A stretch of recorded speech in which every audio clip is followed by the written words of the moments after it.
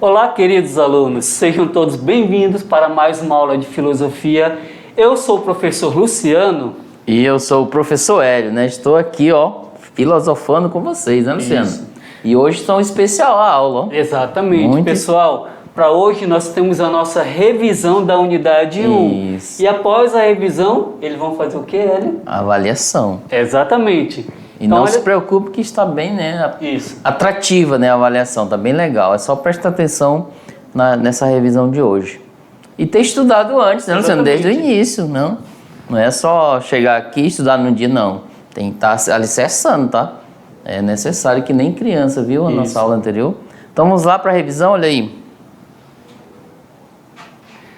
Então, dentro daquilo que a gente propôs como revisão, temos as seguintes aulas. As origens da filosofia.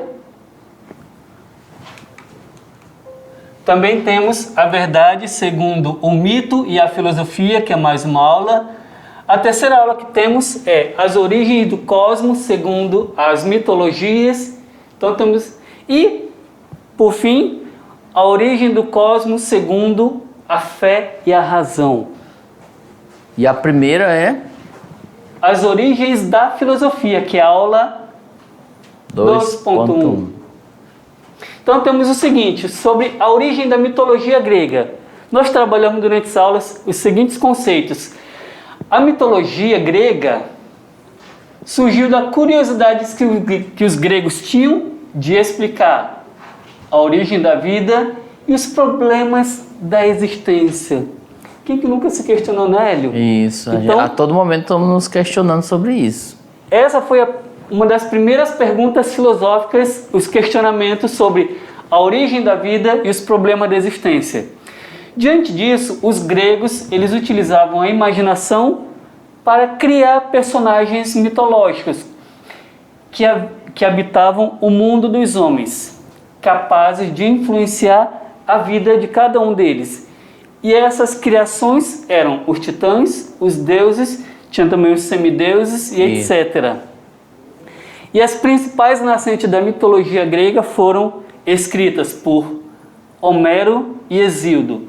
Homero ele escreveu a Ilíada e a Odisseia, e Hesíodo escreveu a Teogonia. Além do mais, nós vimos, revisando sobre o que é mito. Ela vem da palavra grega mitos, que significa discurso ou narrativa. Explicava os fatos da realidade e fenômenos da natureza. E também as origens do mundo e do homem. Aqui chama cosmogonia, né, Luciano? Isso. É uma explicação mitológica, ou seja, também chamada uma explicação fantasiosa. Isso. Os mitos também assumem o quê? O formato de lendas. Temos aqui, Saci, né? É uma lenda, porém mito. Então ele assume isso. E o que é mitologia? Refere-se tanto ao estudo dos mitos quanto ao conjunto deles. Por exemplo, tem vários mitos, tem 3, 4, aí é um conjunto de mitos. Ele forma uma mitologia. Conjunto dos mitos de determinado povo. Temos o de Rondônia. Vocês vão fazer o trabalho desta classe, com os mitos, as lendas de Rondônia, ou do Brasil. Estudo dos mitos, suas origens, evolução e significado. Conceito de razão, a razão como logos. Então aqui, a razão tem a palavra na origem latina, que significa ratio. E na palavra grega, então temos dois conceitos, uma na palavra latina e outra na palavra grega, que significa logos. E ao ser traduzido para a nossa língua, ambas querem dizer reunir, juntar. Razão é pensar, é falar ordenadamente, com medida, com clareza e de modo compreensível. É exatamente isso que a gente está falando aqui, não é, Hélio? A gente está dialogando com vocês, e transmitindo a revisão das atividades para vocês fazerem a atividade de forma ordenada, Luciano? Coordenada e coerente. Utilizamos da razão tanto para montar os slides e agora estamos nos utilizando da razão para formular aquilo que a gente quer dizer para eles, né? Transmitir. Os professores presenciais estão captando, bem E qualquer dúvida, pergunte a ele e eles perguntem a nós, né? Essa dúvida. Continuando lá, a razão como logos. O logos é a razão que governa o universo e harmoniza o acontecimento das coisas. Quem disse isso foi o filósofo Heráclito, século 6 a.C. Uma observação: o logos se torna um conceito filosófico revelado como razão lá entre os gregos. O logos é razão, né? Isso.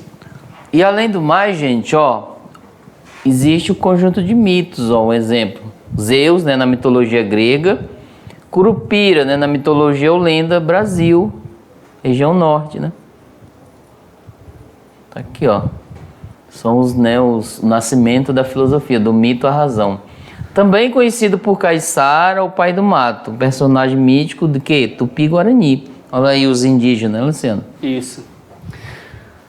Os filósofos, dentro desse conceito mitológico, eles não aceitavam mais os mitos como explicações para os fatos, acontecimentos e fenômenos, e eles começaram a questionar a realidade. Pessoal, o conceito filosófico é isso, não aceitar mais aquelas respostas. Isso. Então os filósofos eles começaram a buscar, procurar encontrar uma resposta não mitológica, simplesmente baseada na crença, mas agora pela razão. Olha o Sócrates aqui, né? Tá pensando. Olha o Aristóteles aqui, também tá refletindo. Os mitos não servem, né, mais para explicar. Então, vamos lá, continuando? Vamos lá. Porque a questão era tentar encontrar uma resposta voltada para a razão. A filosofia originou-se em Mileto, lá na Grécia, que abrigou os 3 primeiros filósofos da história, que são eles: Tales, Anaximandro e Anaxímenes. Agora a aula 5.1, gente. A verdade segundo o quê? O mito e a filosofia. Nós vimos, né, nessa aula, o saber mítico é uma verdade que não obedece o quê? Uma lógica científica. É uma verdade que não necessita de quê? De provas. E as características, né, do mito? O pensamento mítico é anterior à filosofia, bem antes. Ele é coletivo, não é individual, isolado. Tem uma visão ingênua do mundo, né, no sentido de admiração, de início, de pueril, né? Isso. Fantasioso, alegórico e mágico. Transmitido principalmente pela tradição que oral. Homero, Hesíodo e agora nós aqui, né? Deseja controlar o mundo e afugentar o medo. Então também temos o significado de verdade segundo o dicionário Aurélio. Então, como temos o seguinte conceito: conformidade da ideia com o objeto, do dito com o feito, do discurso com a realidade. Para sabermos se um conhecimento é verdadeiro ou falso, só existe uma única forma: a verificação, verificar se aquilo é verdadeiro ou não. E só podemos conhecer uma verdade se pudermos verificá-la. Além do mais, eu, Luciano, aqui, você já deve ter ouvido falar em dizer, a verdade é uma só. A verdade, né, cada um tem a sua. Já ouvi falar nisso, né? Será que cada um tem a sua? Ou a verdade é universal, só existe uma? Verdade significa o que é real, gente. Ou possivelmente real dentro de um sistema de valores. Se for verdade, ela tem que ser igual ao objeto, tá? De fato, senão não é verdade. Para o mito, a verdade deriva da compreensão que os antigos tinham dos fatos acontecidos na sua vivência cotidiana, né? Relâmpago, chuva, trovões e etc. Os males. Também temos esse conceito de verdade diante de Sócrates, Platão e Aristóteles. Sócrates era enfático ao dizer que a verdade é a sabedoria humana. Já Platão, na obra Crátilo, diz o seguinte: verdade é o discurso que diz como as coisas são. Falso é o que diz como elas não são. Aristóteles, por sua vez, diz o seguinte: a verdade está relacionada ao discurso. Exemplo: não se pode afirmar algo de uma coisa que não é, ou seja, o seu contrário. Eu só posso afirmar aquilo que é. Agora vamos ver a aula 8.1. A origem do cosmos segundo o quê? As mitologias. A origem do cosmos, do universo, segundo o que a mitologia grega, tá? No começo era o caos, conta o poeta Hesíodo, vimos agora, né, sobre... Era o espaço aberto, a pura extensão ilimitada, o abismo sem fundo. Ó, a figura do caos, né? De repente, surgiu a primeira realidade sólida, Gaia, que seria a Terra. Ela deu ao caos um sentido, limitou-o, instalou nele o chão, o palco da maravilha e da miséria da vida.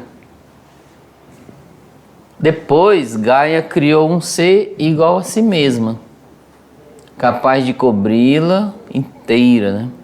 Criou o quê? Sozinha Urano, que é o quê? O céu estrelado, ó. Como se Gaia estivesse aqui e esse céu a cobriu toda, né? A Terra. Na mesma solidão, originou também as montanhas, foram criando, né? As ninfas, e Ponto e o mar, e daí as entidades, né? As entidades, aí por fim, o ser humano.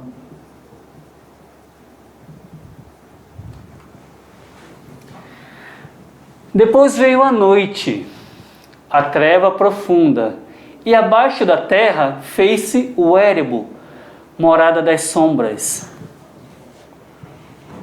Depois a terra Gaia, né? Personificação da terra. Deus, né, deu seu amor com o céu, que é Urano. Deu a origem o quê? As divindades primordiais, que são as forças da natureza. Quando as coisas começam a surgir, tem o início do cosmos, o mundo. Aí tá, né? As entidades primordiais e o início do mundo, né? A noite, né, engendrou o éter, que é a luz, que iluminaria os deuses nas mais altas regiões da atmosfera. E o dia, claridade dos mortais, dos homens. A nossa, né? Gaia uniu-se a Urano, gerando com ele muitos e muitos filhos. Uma raça violenta povoou a Terra e animou-a de nova forma de vida. Aí veio o ser humano. Então essa é uma origem da mitologia grega. Agora temos a origem do mundo segundo a mitologia indígena, que também é toda uma explicação diante disso, uma explicação mitológica. Isso.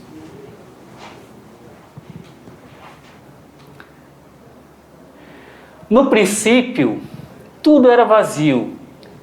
Era tudo uma noite muito grande. O deus Tupana desceu de lá, de cima do meio de uma ventania muito grande. Logo que Tupana tocou nas águas, viu que o sol apareceu no tronco do céu. Olha aí.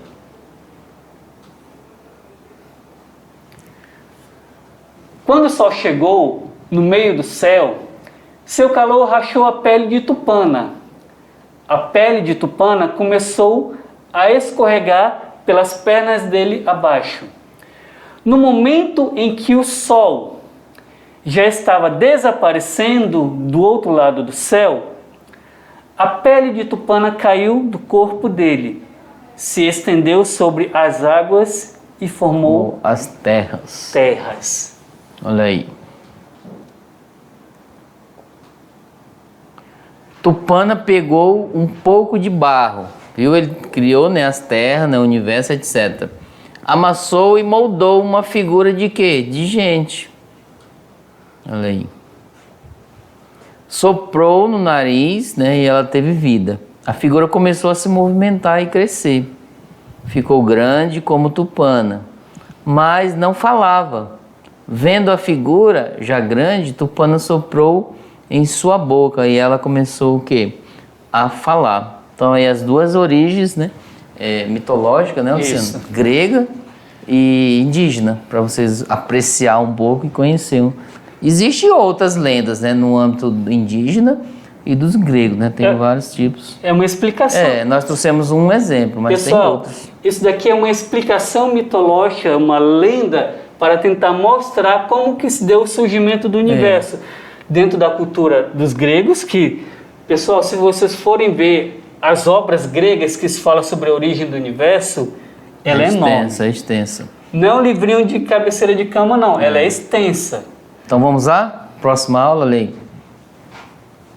Agora a aula 10.1, gente. A origem do cosmos, segundo o quê? A fé, que é a religião, né? E a razão, que é a ciência. O surgimento do universo segundo a nossa fé, segundo a nossa religião. No princípio, Deus criou os céus e a terra. Em qual livro, Luciano, que ele está? No livro do Gênesis, né? Capítulo 1. Além disso, além de ter criado céu e terra, Deus criou a luz e criou a noite. Deus criou a terra e também criou o mar. E Deus disse: produza a terra plantas e ervas. Deus fez o sol, a lua e as estrelas. Deus criou os seres vivos, peixes e aves. Tudo para o homem ter domínio, né? Então Deus disse: façamos o homem à nossa imagem e semelhança. E assim Deus o fez. Deus criou o homem à sua imagem e Deus criou a imagem de Deus. Criou o homem e a mulher. A pergunta é, né, Luciano? Deus achou o homem sozinho, estava lá. Sozinho, ele criou, né? Porém, ele disse, não, vamos fazer uma companheira para ele dialogar, conviver, etc. Então, ele criou a mulher também à sua semelhança. Aí, nos escritos, né, você vai lá no capítulo 1 do Gênesis, segundo a fé, cristã, no caso. Isso. É Adão, né? Adão e Eva. E o interessante é que muitos teólogos falam que Deus não precisava ter criado o homem e a mulher. Isso. Porque o que ele havia criado já era perfeito. Mas Deus amou tanto que decidiu criar o ser humano, a sua imagem e a sua semelhança. E outras religiões também, vocês podem pesquisar. Elas têm suas explicações específicas da origem de tudo, tá? Aqui a gente está falando da origem cristã. Aí vocês podem pesquisar, não fique só nessa, vão caminhando para frente e além. Agora vamos ver da ciência, né, Luciano? Bora lá? Olha aí, vamos lá? Gente, a ciência e o surgimento do universo, ela também trouxe uma contribuição sobre a origem de tudo, chamada de quê? Teoria do Big Bang. Essa teoria ela vai dizer o quê? Ela primeiramente foi elaborada pelo astrônomo belga Georges Lemaitre. A explosão, né, que deu origem todo o universo. Essa teoria sustenta que o universo surgiu a partir de uma explosão de uma única partícula, que seria o átomo primordial, causando um cataclismo cósmico inigualável há cerca de 13,8 bilhões de anos atrás. Muito tempo, né? A mesma teoria, ela afirma que o universo está em expansão contínua. Então trouxemos as lendas, né? As histórias mitológicas e indígena e religião sobre a origem do universo. Agora a ciência. É claro que tem muitas, né, teorias que vão contra essa daí, mas ela é a mais aceita. Isso. E o interessante é que quando ele diz, aqui no finalzinho, que o universo está em expansão, ele vai se expandir para onde? É uma teoria que foi feita lá por ele. O universo ele surgiu a partir de uma grande explosão e o universo ainda está se expandindo.